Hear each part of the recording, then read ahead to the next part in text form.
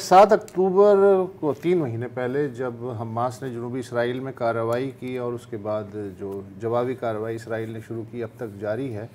शुरू में ऐसा लगता था कि गज़ा का बहरान जो है वो कन्फाइंड रहेगा गज़ा तक, लेकिन अब रफ्ता रफ्ता हालात जो हैं वो तब्दील होते नज़र आ रहे हैं। पहले जनूबी लबनान और इसराइल के दरमियान हिज़्बुल्लाह की और इसराइल की वजह से कशीदगी में इजाफ़ा हुआ।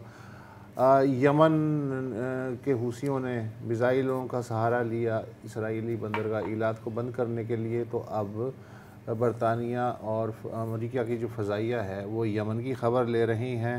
और ईरान चूँकि हर गुफ्तगू में आता है, चाहे इसराइल की गुफ्तगू हो या अमेरिकी दफ्तर ख़ारजा की या बरतानिया की, तो अब एक ख़बर ये आई है कि जो पासदारान इनक़लाब हैं उन्होंने आज अलसुबह इराक़ी कुर्दिस्तान का दारुल हुकूमत है अरबील, वहाँ पे और शुमाली शाम में जो इदलिब है वहाँ पे मिज़ाइल दागे हैं। कुल तकरीबन 11 मिज़ाइल, बैलिस्टिक मिज़ाइल उन्हें कहा जा रहा है, दागे गए हैं। पासदारान इनक़लाब का कहना है कि अरबील में मुबैना तौर पे इसराइली इंटेलिजेंस मोसाद का दफ्तर उनका निशाना था, जबकि इदलिब में दाइश के ठिकानों को निशाना बनाया गया है। अरबील की इंतज़ामिया कहती है कि आज अलसुबह शहर के आसपास 8 धमाके सुने गए। इन हमलों में 4 अफराद हलाक और 6 ज़ख्मी हुए हैं। कुर्द इंतज़ामिया का कहना है कि उसने बारूद से भरे 3 ड्रोन्स को भी मार गिराया। ये ड्रोन अरबील में अमरीकी फ़ौजी अड्डे को निशाना बनाने जा रहे थे।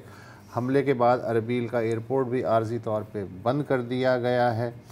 इराक़ी दफ्तर ख़ारजा ने इसे मुल्की सालमियत में हमला करार देते हुए तेहरान से अपने सफ़ीर को सलाह मशवरे के लिए तलब कर लिया है। इराक़ी हुकूमत ये भी कह रही है कि उसके पास ये भी ऑप्शन है कि वो अक़वाम मुत्तहिदा की सलामती कौंसिल से रुजू करे इस एक्शन के ख़िलाफ़।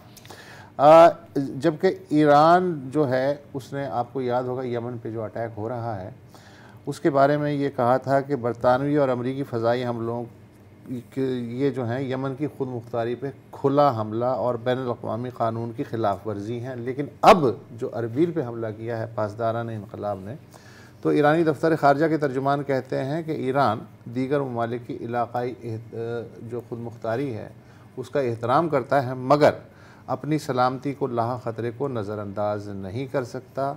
जबकि यमन पे हमला आवर जो बरतानिया और अमेरिका हैं, और खुसूसन डेविड कैमरून साहब और अमरीकी दफ्तर ख़ारजा, उन्होंने कहा है कि ये इराक़ के इक़्तिदार आला और जोग्राफियाई खुद मुख्तारी पे खुला हमला है और ऐसी कार्रवाइयाँ बर्दाश्त नहीं की जा सकती। और ताज़ियत का इजहार किया अमेरिका कह रहा है, अमेरिका और बरतानिया, अमेरिका, क्योंकि अमेरिकन बेस तो बबील के वक्त से बने हुए हैं।